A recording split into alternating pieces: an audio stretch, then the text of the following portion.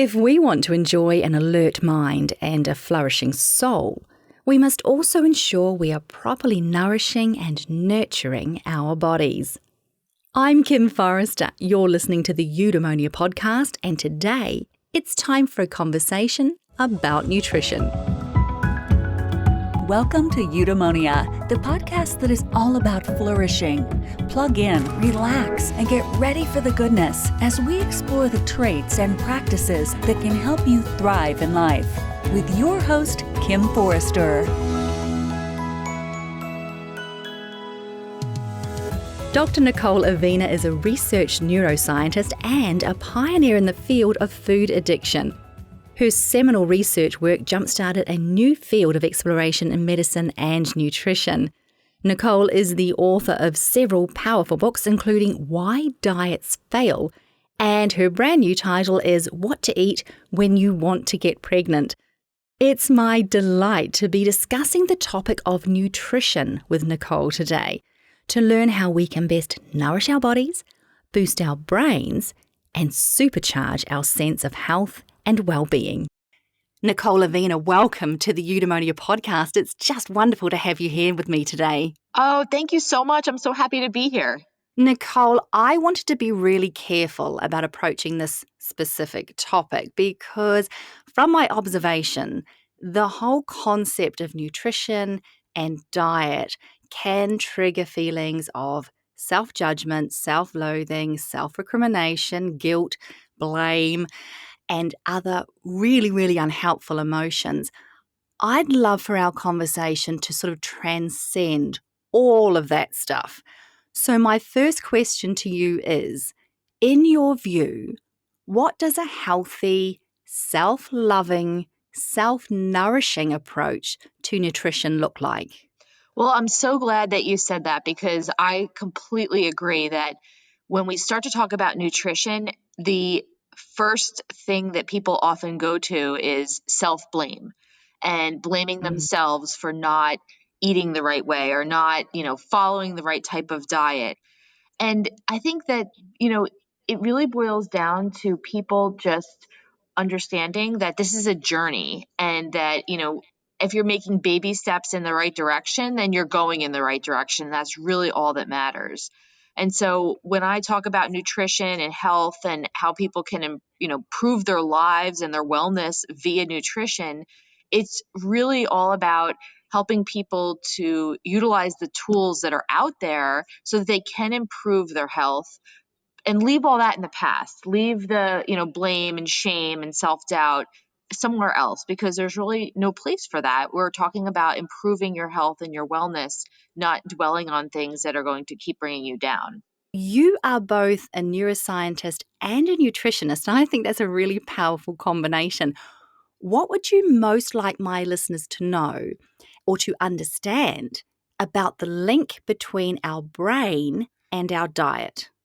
Well, yeah, the combination of nutrition and neuroscience is something that kind of just fell together for me. I have a PhD in neuroscience, and I was so interested in nutrition and health and how that had an impact on our brain and how our brain, conversely had an impact on the way in which we make decisions about what we eat. And I think that, the one takeaway that I would love for people to know out of, all of the things that are out there regarding nutrition and our brain health is that we need to really understand that the modern food environment that we live in is designed to make us overeat. It's designed to have foods in it that unfortunately are activating our brain systems in ways that are like addictive substances in many cases. And so we really do need to be mindful and skeptical in some cases of the different, food products that are out there. We have so much processed food in our diet these days, and it affects our brain extremely differently than other types of foods that we traditionally eat, like fruits and vegetables and lean proteins. I think that's really powerful for my listeners to understand. From reading through your work and reading through your books, I came to understand that we think that our dietary choices are sort of our own free will. But by injecting this idea of neuroscience, by injecting this idea of the brain and how certain foods can actually become addictive, do you feel that it kind of gives an extra depth to the choices that we make when we are eating? Can people sort of learn to understand that sometimes there are really powerful neurological and biological forces working against them? Absolutely. And I think that's one of the takeaways that we're getting from the research that we conduct in my laboratory is that we are seeing that when people eat the processed foods and the foods that are commonplace these days, that it's activating the brain in a way that looks just like what happens when someone is using a drug of abuse, like alcohol or morphine or heroin. And that is a telling, I think, example of how, we can be pulled into consuming these foods just like people can be pulled into consuming these addictive substances. And so I think it's important that people are mindful that when we overeat these foods that are highly processed, that are rich in added sugars, that it's activating the brain, releasing dopamine, releasing these other neurochemicals that are going to cause these addiction like changes in the brain. And that's also going to result in changes in the way in which we behave. Wow, it's just fascinating. Before we go further into this idea of food addiction and how it is affecting us in the way that we think and the choices that we make, let's compare the modern diet with the diet of previous generations. I guess there is a pervasive idea that previous generations ate much healthier than we do now. But I think we also have to accept the fact that previous generations also died much earlier than we do and generally were a little unhealthier than we are. Is it true, Nicole, did humans ever truly eat well, eat nutritionally, or is that just a myth? Well, I think you're right in that there are a variety of factors that have contributed to our health. And in previous generations, where we didn't have the, advancement in a variety of different medical practices or even sanitary practices, that we were seeing people, not being extremely healthy or, dying of other things that are not nutrition related, dying at a younger age. And I think that nutrition has certainly always played a role in our health, and it's evolved as we've evolved. And what we do know from our history is that people who are our ancestors, we evolved from hunters and gatherers. And so we evolved to eat a diet that was essentially something we had to work hard to get. We had to, look for a berry bush and find it in the wilderness, and we had to hunt an animal, maybe chase it for miles before we would get it. And our meals were, few and far between. We didn't know when we were going to get our next meal. But if you flash forward to modern times, we are in a situation now where fortunately food is abundant, and we've also implemented a variety of different processes to make sure that the food can stay abundant. So we have preservatives, we have refrigeration. We're able to make sure that we, have relatively easy access for most people to food. But that comes at a cost. And I think the cost of that is that the quality of the food is different. We're talking about many man-made foods. These are processed foods that were created in a laboratory. They're designed to be shelf stable so they can, stay in the grocery store for a couple of months if they have to before somebody purchases them. And these foods tend to lack nutrient density, meaning that they're not really that good for us, essentially. They don't contain the vitamins and, minerals that we need. And I think that that's something that's important for people to consider when, we're making decisions about what we're going to eat. What a healthy diet looks like and whether we've ever had one, I think is something that is a question that we don't have the answer to. But I think right now we certainly are in a situation where our diet is not meeting all the criteria for health. And if anything, it's putting people at risk for other types of diseases and conditions. Your work focuses a lot on sugar addiction.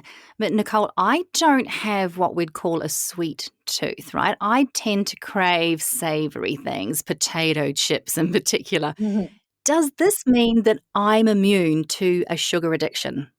You are probably not immune. I think that none of us are essentially immune to this. I think partly because we have this society that puts sugar in everything. I mean, it's funny. One of the little things that we do for fun in my laboratory is the students and I will try to come up with the most ridiculous place where we found sugar, because it's in so many of the food products that we consume. I mean, you could go fry up some bacon and there's sugar in it. And, there's sugar in many of the condiments that we use. It's just really pervasive and in many of products that we consume, even though we don't necessarily seek out sugar. So I often refer to it as secondhand sugar, in the sense that, you might not even want sugar, but you could be consuming an awful lot of it. And, there are many products out there that are marketed as being healthy and good for you and no added sugar, but they contain lots of sweeteners that are sugar alternatives, essentially, that are doing just as much damage in terms of promoting addictive behaviors and changing our brain in ways that can promote addiction. So I think that certainly people who have a sweet tooth, they tend to struggle more with it because they're, really desiring sugar and it's part of their diet and it's something that they, crave and want to have. But I think that even those of us, like I'm like you, where I'm more of a savory person, I really think that we need to be mindful of it as well, because it can sneak up on us. If we have a craving that we know is not healthy for us, right now I want to reach for the chocolate or I want to reach for those potato chips, are there actions that we can take in that moment, Nicole, that can prevent us from feeding the craving? There absolutely are. And I talk a lot about this in my book, Why Diets Fail Because You're Addicted to Sugar. I talk about how basically cravings are a natural part of the appetitive process. We're supposed to crave foods. We have this ability to crave certain foods because in some ways it's our body's way of signaling when we might be a little bit deficient in certain nutrients. So for example, if, suddenly you're craving a hamburger, that might be because maybe your body's a little bit low on iron. So you're going to be preferring, a food source that would contain iron. And so that could be a good thing, an advantage. But I think for most people, the types of cravings that they encounter on a day-to-day basis are not cravings like that. They're more hedonically driven. These are cravings that are driven by different stimuli in our environment that cause us to recall or think about, a pleasurable experience we had that's related to food. And so that's why when we see advertisements or if we smell a certain food, we can sometimes suddenly feel like we're hungry again and we want to have that. And so I think that's really the type of craving that people often experience. And what I advise people to do when they encounter those types of cravings is to essentially wait them out. The cravings are going to pass, they're fleeting. And if you're truly hungry, you're going to need to eat something. But if you're craving foods just for the pleasurable experience, then those feelings are going to go away. And so distracting yourself, removing yourself from the situation. The example I often encounter is the bread basket in a restaurant. That's a big trigger for a lot of people when, the server puts down that bread basket and people don't want to eat it, but they suddenly just are pulled toward it. It's sitting there. They can smell the bread. It just looks so delicious. And I say that's the time that you get up and excuse yourself and head to the bathroom and wash your hands and, spend a few minutes in there. And then that craving will pass. You'll collect your thoughts. You'll move beyond it. And I think that it's really about distracting ourselves and making sure that we stick to our health goals. And that's really what I think the end point can be for many people when they're trying to combat these cravings. That was really insightful. Nicole, let's stick with this idea of addictions because I wanted to know, do you feel from your experience that there are mental or emotional addictions that can also contribute to a poor diet? For instance, can we be impacted poorly by an addiction to self-judgment or comparison or an addiction to drama, which I feel some of us can have? Absolutely. And what ends up happening is that we end up using, in many cases, food to self-medicate a variety of different other types of mental conditions or situations that arise in our life. And that's where I think things tend to get dangerous, because if we're having an issue with, let's say, anxiety, instead of, finding out what's causing the anxiety and getting rid of it or mitigating it, a lot of times people will just turn to food to help them feel better, to self-soothe. And that's a way in which we're using it as a medicine, but it's not a medicine. Food is not meant to be used in that way. It's meant to nourish our bodies and to, help us to stay well fueled and to help us to, basically stay on the top of our game. And I think what ends up happening is that it's the socially acceptable form of self-medication. I mean, clearly if you had somebody in your life that was going through a tough time, or they're stressed out, or they're anxious, they're depressed, or whatever it might be, and they said to you, "Oh, I'm either going to use drugs, drink a whole bottle of wine, or have a piece of cake. What should I do?" It's more socially acceptable to tell them to eat the cake because that's just the way it is. And so I think that people kind of view it as a harmless method through which they can cope. And in the short term, yeah, it can be fine. You can have a piece of cake if you had a bad day. You can, have a piece of cake whenever you like. But we're talking about chronic consumption, chronic overeating, chronic use of sugar, and how over time this can catch up with us very, very easily. And it can cause health implications and problems that are not quite so easy to get out of once we have them, like diabetes, cardiovascular disease, and other conditions. Changing our diet, losing weight, moving beyond food addictions, all of these things can be really, really stressful for many of us, Nicole. We can be stressed out from trying to get it right, from trying to avoid disappointment. But stress, you say, can contribute to a poor diet. So how do we navigate that terrible contradiction there? How do we navigate the stress of dietary change in ways that doesn't actually undermine our goal for greater health and well-being? I think that it's something that people struggle with. And I think recognizing that it's not easy is the first step. I mean, this isn't going to be easy. We're up against a mountain, essentially, especially if we look at our modern food environment and, the fact that when we try to embark on this journey of wellness and eating healthy, we're doing this in the face of, a grocery store that's loaded with processed foods and other foods that are essentially not good for us. And so we are facing these barriers from the get-go. And I think that when people approach this in a different mindset, instead of looking at it as something that's stressful and difficult to do, if people can take the mindset that this is something that is necessary for health, this is something that's going to allow them to grow into a better person, to live longer, to feel better, that it's more of a positive spin on it. And I really think that the attitude people take about changing their diet can really have an impact on how successful people are at changing their diet. Mm. One of the things that I often will suggest to people is, to not have these lofty goals. I mean, people will often come to me and say, okay, I want to lose 25 pounds or 30 pounds. Okay, that's great that you want to do that, but are you now going to be disappointed when you don't lose 20 pounds in a month or in a couple of months? I mean, it could take some time. And so I think reevaluating your goals and having more short-term goals that are attainable, like I want to lose, 5 pounds in the next maybe month and a half. That's a realistic, attainable goal. That is something that I Mm. think people can really get behind and, be able to achieve, and it's going to motivate them. Whereas if your end goal is to lose 20 pounds and you're a month into it and you've only lost 3, you don't feel like you've made much progress. Yeah, I struggle with that. That's actually great advice there. So set shorter, more realistic, more attainable goals.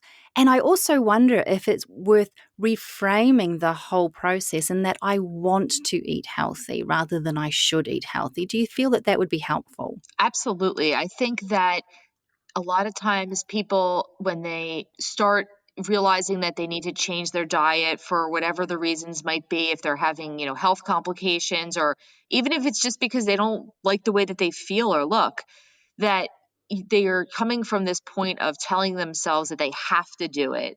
But if you Mm, really just change that one word, and if you tell yourself that you want to do it, you want to be healthy, you want to live as long as you can, you want to feel good, you want to feel energetic, then that can really be empowering. And then you're doing it because you want to do it, not because you have to do it. And those are two very different yeah. things. And I think that that small word can actually have a big impact.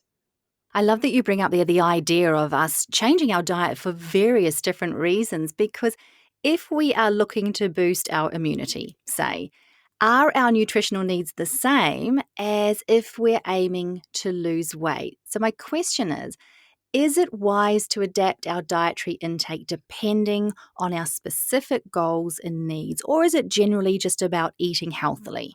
Well, I think that the ultimate goal will be achieved if you eat a healthy diet, regardless of what that goal is. And that might sound counterintuitive, but if you're eating a healthy diet and it's balanced and you're getting all the nutrients that you need, then you're likely going to lose weight if you have excess weight on you.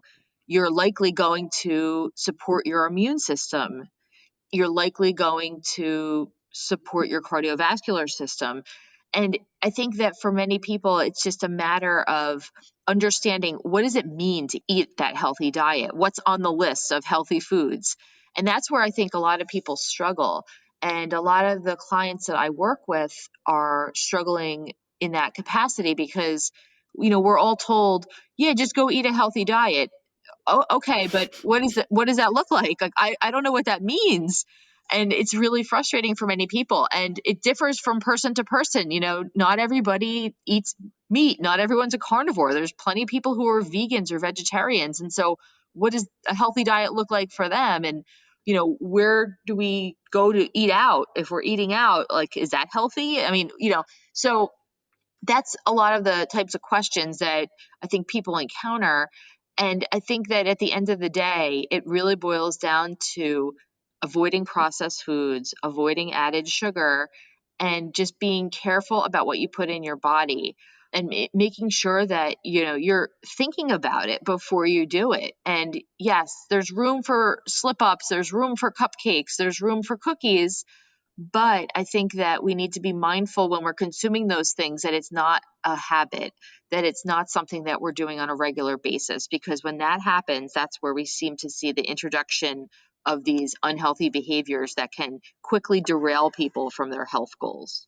And as you mentioned, I think very early on in the interview, I think one thing that we can also do is be very, very skeptical of all of those products that say low fat, healthy, natural, good for you. Is that right? Absolutely. I actually believe that those marketing tactics are not good for companies to use, because I've been advising people when they see things like that advertised that they should walk away from the product, because that's like a cover up for the fact that there's probably something in it that isn't good for them.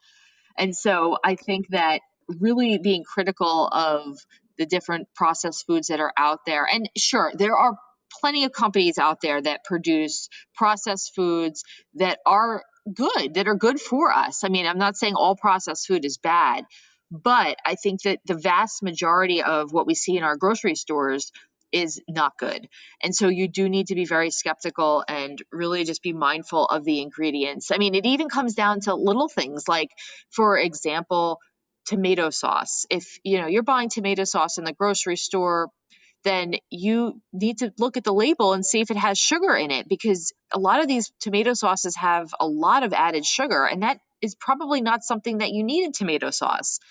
And so, Mm. you can look at the labels and better understand, which products are going to contain the ingredients that would be more like what you'd get with home cooking and less like what you would, see in a grocery store situation where they're just trying to kind of hook us into getting these foods by adding these different ingredients to them.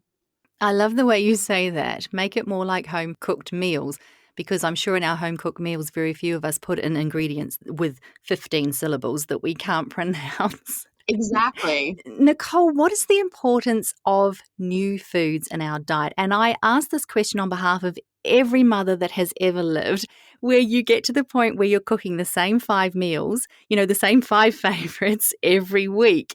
How can a varied, adventurous, spontaneous, perhaps, diet impact our well-being as opposed to sticking with those same few favorites?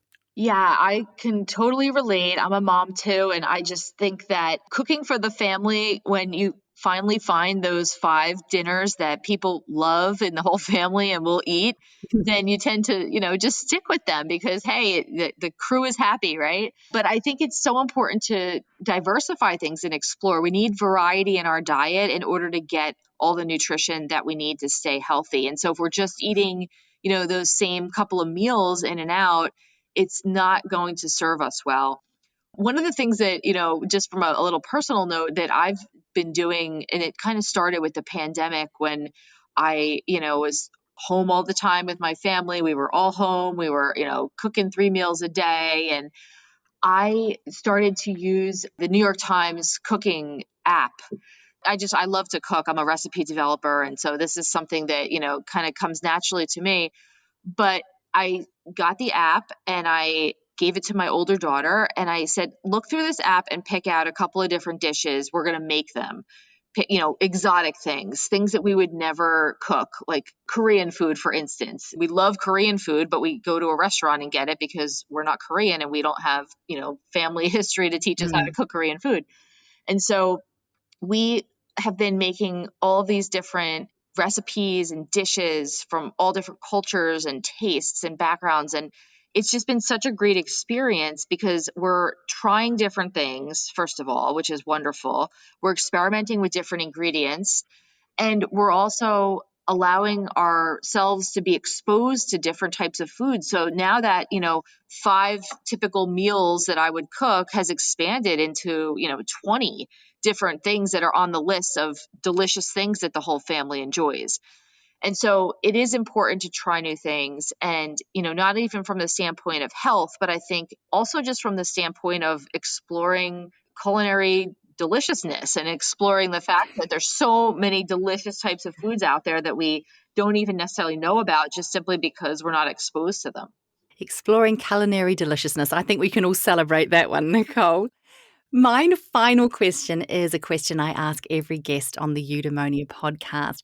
Can you share a morning reminder? So, this may be a practice, a mantra, an affirmation, something simple that can help my listeners integrate better nutrition seamlessly and with self loving intent into their day. My morning mantra would be just do one little thing.